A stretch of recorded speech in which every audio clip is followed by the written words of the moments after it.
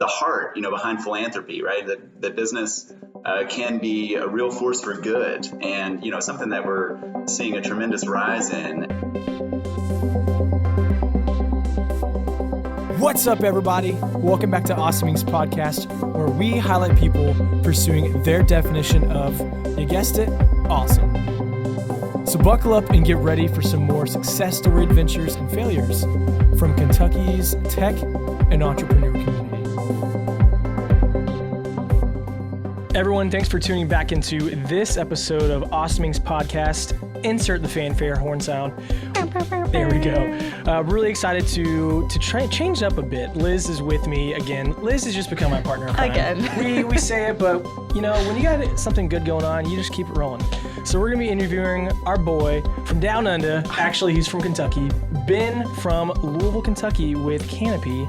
And I'll tell you what, he is mean on the craps tables. Fun fact, we never gambled together, so Liz, take it away. Oh my gosh.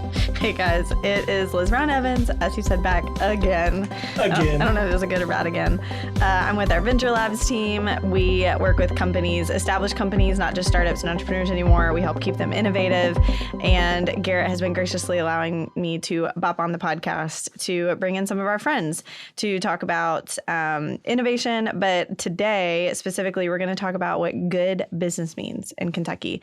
So Canopy has been a company I personally have been crushing on from afar for about 4 years, ever since I moved here.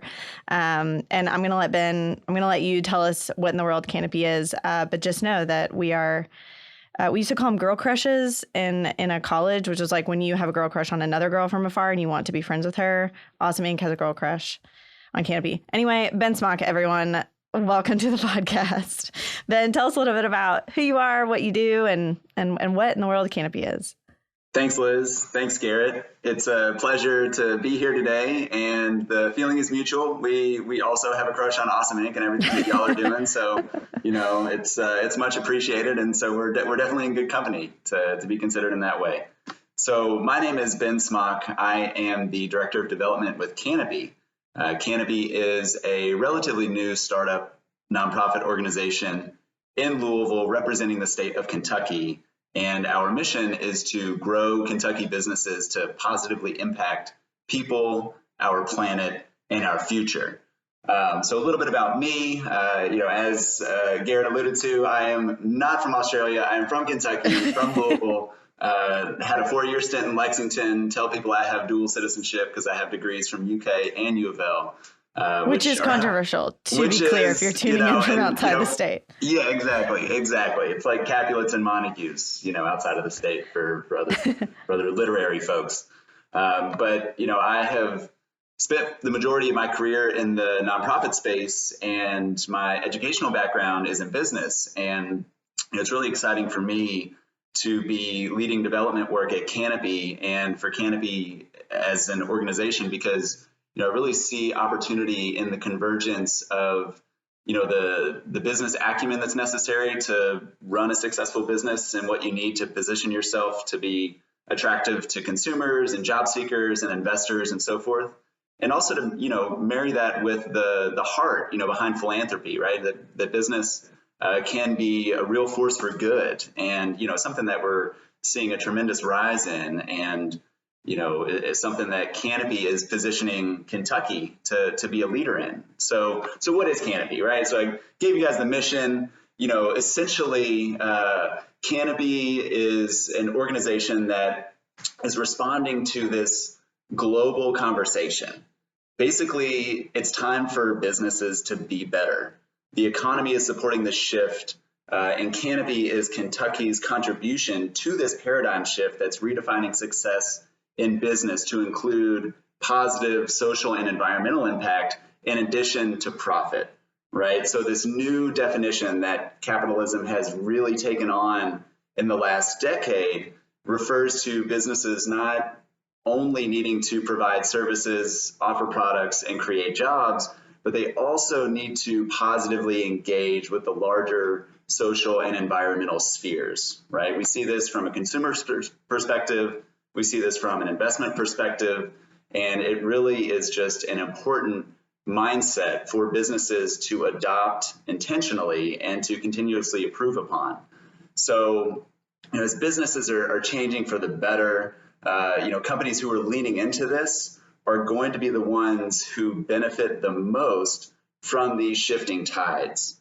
And, Canopy is representative, and our genesis is based on a couple things. One, Kentucky, and speaking lovingly from a native Kentuckian, Kentucky consistently ranks poorly in national metrics that matter, right? Whether it's fiscal stability, economic opportunity, mental health, education, we're kind of pretty firmly placed in the bottom 10 comparatively.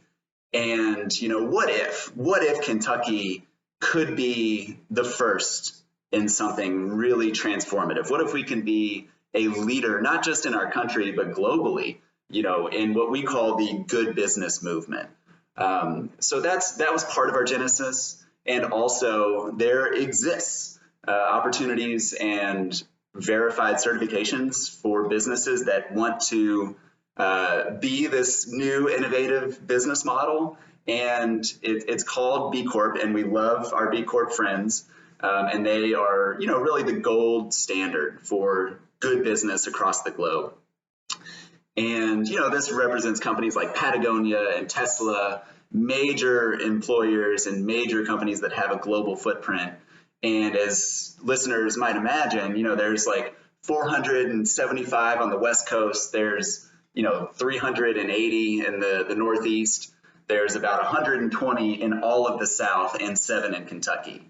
So what that says to us is that Kentucky and some other smaller markets need a new tool to create that accessibility to the global good business movement.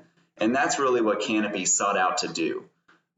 So really our work in a nutshell is to accomplish several things. We educate. So we travel the state to educate diverse audiences of consumers, business owners, entrepreneurs, elected officials, college students, on the importance of this global good business movement and how Canopy is positioning Kentucky to be a leader in that regard.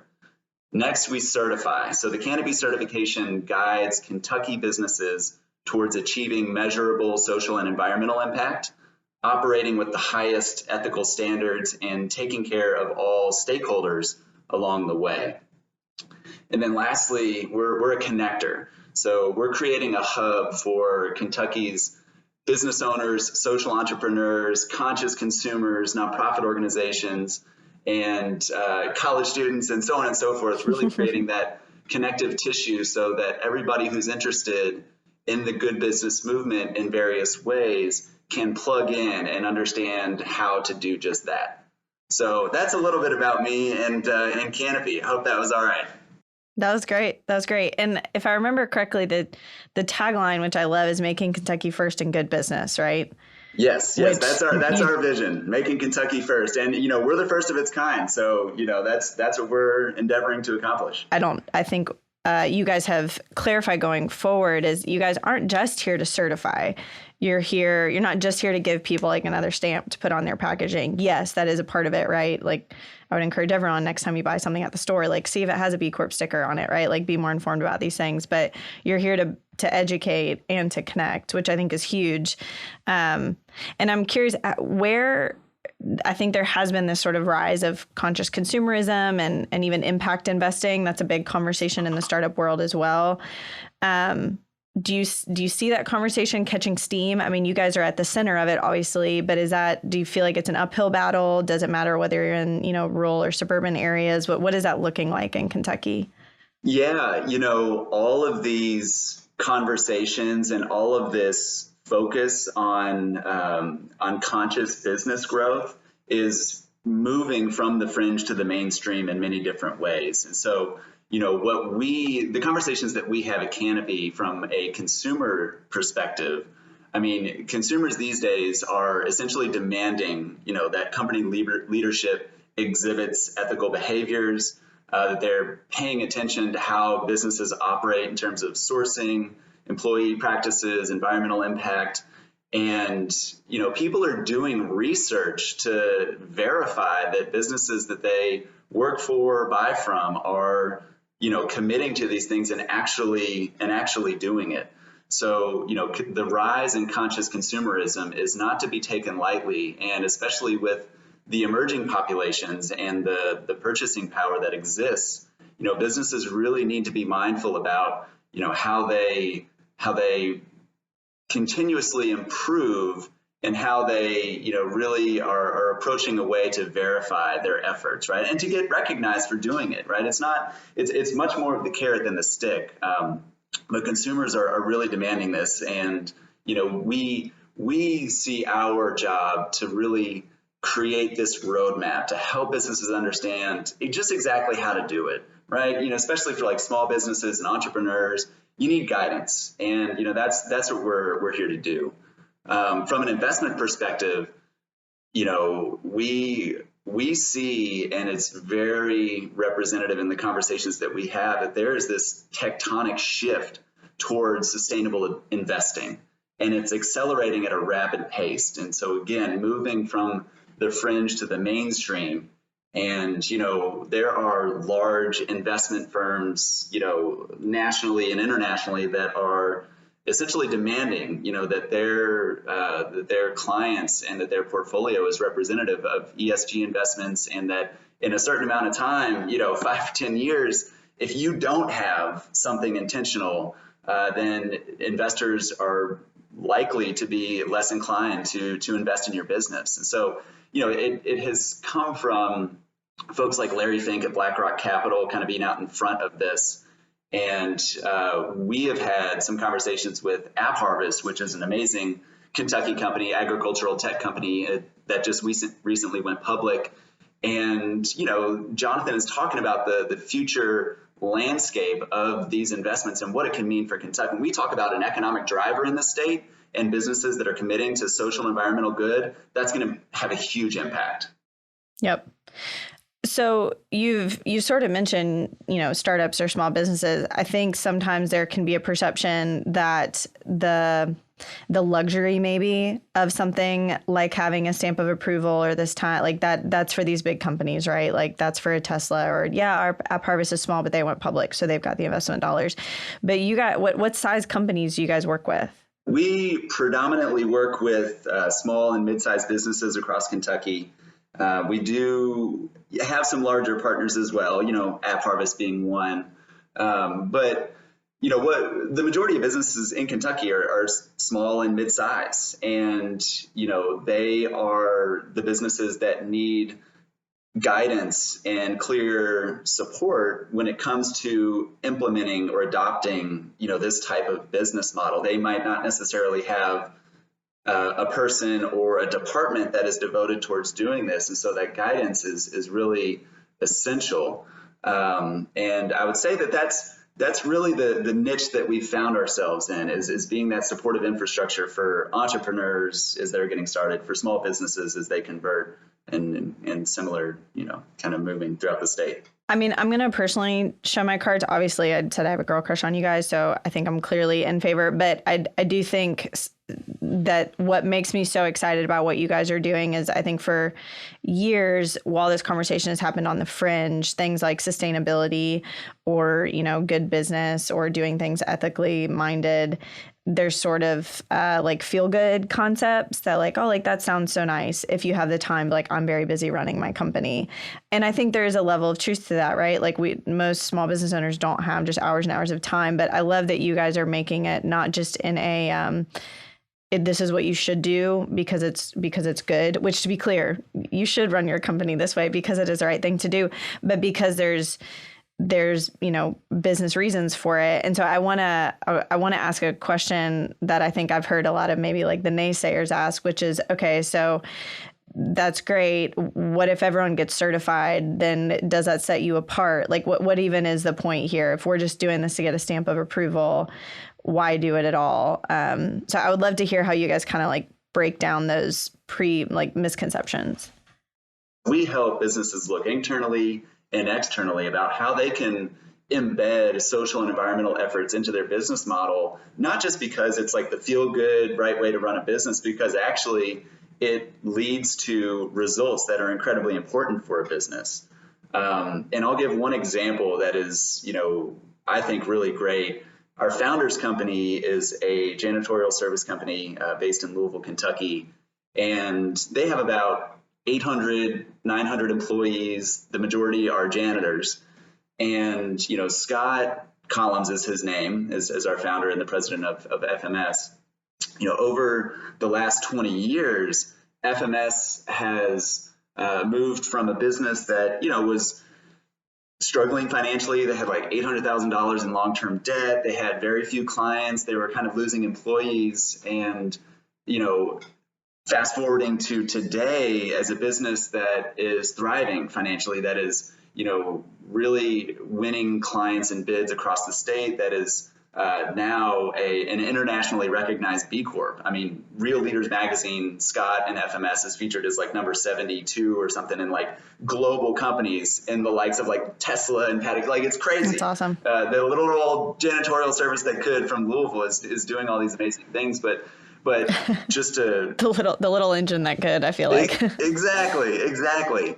But they over time, what that has looked like, Scott and his team really creating a purpose-driven business, and that really looked like supporting his employees. And so this, born out of asking employees what they're looking for, how can we support you? And as you can imagine, I mean, janitors, there's an opportunity for financial support. There is an opportunity for holistic support in other ways. And so, the business now offers like free tax prep services, financial literacy classes. They have a subsidized CSA program every year so that employees have access to fresh fruits and vegetables for a family of 4. And they now have a new partnership with a nonprofit organization in Louisville that is designed to provide equitable pathways towards home ownership. And in doing all of these things, their turnover rate in an industry that has a crazy high turnover rate is a third, right? So they are keeping people because they support their people in so many different ways. They're supporting the nonprofit community too. So like the Fresh Stop Market that provides the food for the CSA, like they benefit from FMS hosting this, that their 800 employees. The local United Way and some others are benefiting from more recipients taking part in financial literacy programs and tax prep services. And, you see this symbiotic relationship happening for FMS. And because all of this amazingness is happening, they'll go to potential clients and they can lead with that and say like, hey, we are a purpose-driven company. Here's what we do for our team. Here's what we do in the community. And, these are all the reasons why you should work with us. And you would be amazed at the success rate that entails, leading with that heart. And they do a great job. They have shown up in a big way during the pandemic, and they have a great service.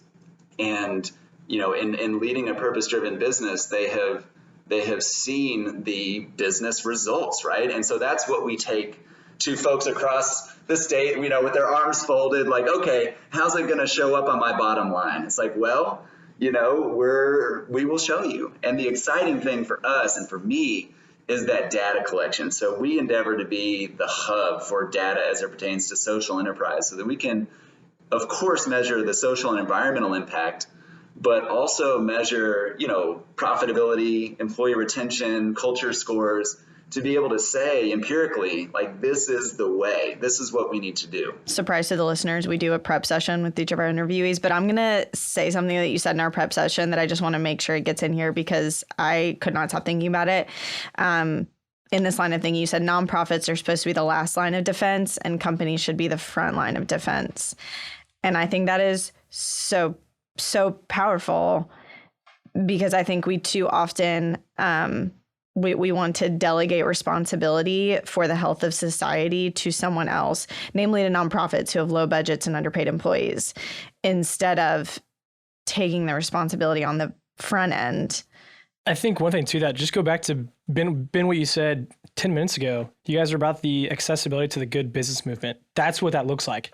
It's helping businesses think and actually be people-led. And then again, everyone behind that front line is going to support the movement. Absolutely. And, think about like this on a spectrum, right? Corporate CSR from like annual donations to nonprofit organizations to embedding social and environmental practices into your business model.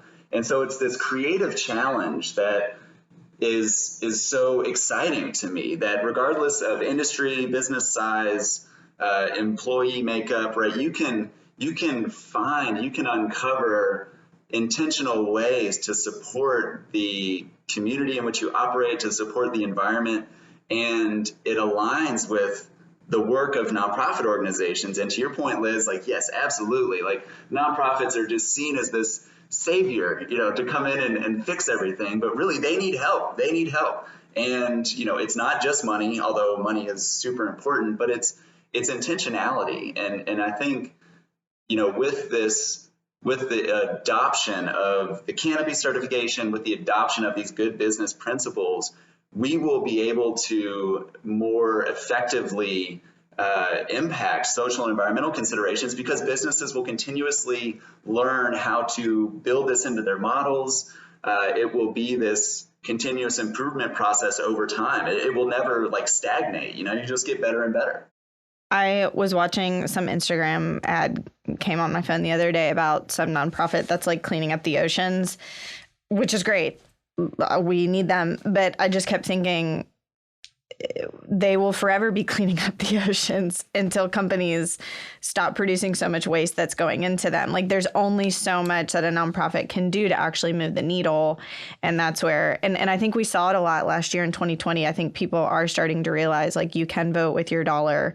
And even, we all went out to, all the memes of can be a society savior by shopping local at I saw one that was used to when I go to a coffee shop, I'm wasting $5 on a matcha. But now when I go get $5 on a matcha, I'm saving local businesses. But I think there is a level of truth to that of it does matter where you shop and how you shop, not just where you donate. And I think in the past we have limited it to where we donate instead of how we behave in a capitalistic society. There's a sincere affinity for nonprofit organizations. There's a willingness to support these efforts, and there's often, just not overwhelming resources, right? The saying goes, time, money, and energy, right? You can have 2 of 3 at any given time, and in your working years when you're younger and really starting to make your way, you are trying your best to earn money. You don't have a lot of free time, and so how can you support these efforts? And so, for me, it can be as simple as what you said, Liz, just going to a coffee shop that I know is supporting the local homeless shelter, or going to a coffee shop that I know is doing some amazing work as it pertains to racial justice, because I know I'm supporting that business, and I'm supporting a business that is doing things that is engaging the larger social sphere. And, people, the data behind this is crazy. 64% of millennials want to make the world a better place. 75% would take a pay cut to work for a responsible company. And so you start to see how much research is being done and how much thought is being put into all this. It adds up.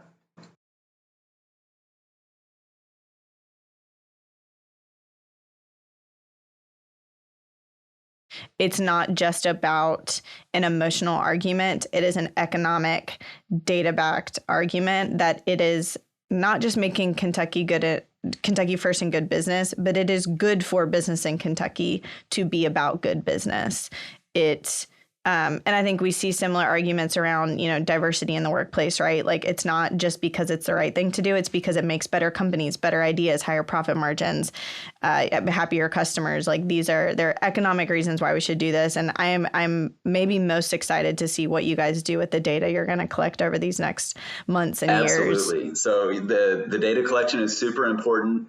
And, if I were to elaborate, on our 3-year vision, 10-year vision, it begins with the adoption of the Canopy certification and these good business principles to diverse industry and businesses throughout Kentucky. Then we start to collect the data. We start to see the social and environmental impact. We start to see the individual business impact. Over time, we start to amplify this collective impact. And when that happens, when we can say that we have 200 Canopy certified companies across Kentucky, and we have data points to suggest their efficacy, then we can take that to state legislators. We can advocate for beneficial legislation, tax incentives, procurement benefits for Kentucky businesses, and in doing so, completely differentiate Kentucky's economic ecosystem. We can start to be this premier spot for it that will be attractive to entrepreneurs. It will be attractive to job seekers. It'll be attractive to investors, and so like that's huge. And Kentucky would be the first state to really get that right. Imagine. Well, Ben, as we kind of wrap up here near at the end, how can people connect with you guys? Like, what are y'all's priorities over the next couple months? And I want to make very clear, like, we have you guys on the podcast right now, because it, like you said, applies to startups and entrepreneurs. This also applies to big companies. And we work with both. We want to help both innovate. So we're talking to our listeners right now, no matter who you are, whether you listen to us because you care about entrepreneurship or you care about corporate innovation, Canopy Kentucky applies to you. So yeah, tell people how they can get plugged in. First and foremost, in a super easy way, we are spreading our educational awareness across the state. So if anybody's interested in just following along in our work or learning about how they can plug into the good business movement, visit our website, canopyky.org. You can sign up for our newsletter. You can follow us on social media. There are ongoing opportunities to engage with the work in different ways. So a super easy way to get involved, follow us and check us out and make sure that, we're practicing what we preach, which we know we are. And then to the businesses and entrepreneurs out there, we are launching the Canopy certification this year. So we are interested in finding like-minded business owners and entrepreneurs that want to be part of this, that want to operationalize their good. So the Canopy certification is live. We're accepting applications. You can also, do that by visiting our website, canopyky.org. And for entrepreneurs out there, we are launching a scholarship initiative this year to help provide access to the Canopy certification. So specifically to minority founders, women founders, and LGBTQIA+ founders. If you're interested, we have some scholarship dollars available. So that's how I would say to get involved. That's awesome. And we will certainly give you guys a shout out once this podcast publishes. But Ben, thank you so much for your time. I feel like I just am spoiled to get to talk to you about things that I think we're all really passionate about. So this has been great. # girl crush. We did say that you were going to come prepared with a dad joke. Is that the case? Oh. You played a big game at how good you are at them. So okay, I did prepare. I was gonna wait to see if you offered it. So the recent dad joke was, why do we call money dough? Because we need it. That's good. That's good. I actually had to think about that, but then I was like, oh wait, it's the spelling indeed. That's good. That's good, Ben. It's never not the right time for a good dad joke. That's what I would argue. Yeah, and to even further create an incentive to follow along in our work, we incorporate dad jokes in newsletters and social media posts probably more often than we should. So if you're into that sort of thing, It's called brand personality. We love it. Well, Ben, thank you so much. We're excited to continue to partner with you guys. And everyone, please go check them out, canopykentucky.org. Thanks, Liz. Thanks, Garrett. Well, that's it, guys. Thank you so much for checking out this episode of Awesomings Podcast. And another quick thank you to Lee Rosevere and a few members from our community who provide the music that you hear in this show. Lastly, give us a follow on Instagram, Facebook, all that jazz. Or, even better, come on down to our space. Come be a part of our community and get plugged in, and let's start something awesome together. You guys rock. We'll see you next time.